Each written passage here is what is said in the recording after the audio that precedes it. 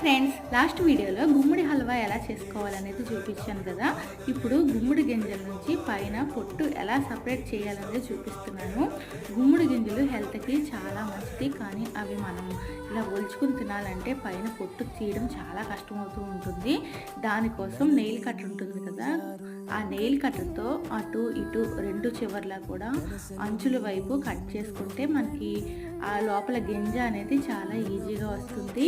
అది క్లియర్గా చూపిస్తున్నాను చూడండి. నెయిల్ కట్టర్ పట్టుకొని ఆ చివర ఈ చివర కొంచెం కొంచెం నెయిల్ కట్టర్తో మనం కట్ చేసుకోవాలన్నమాట.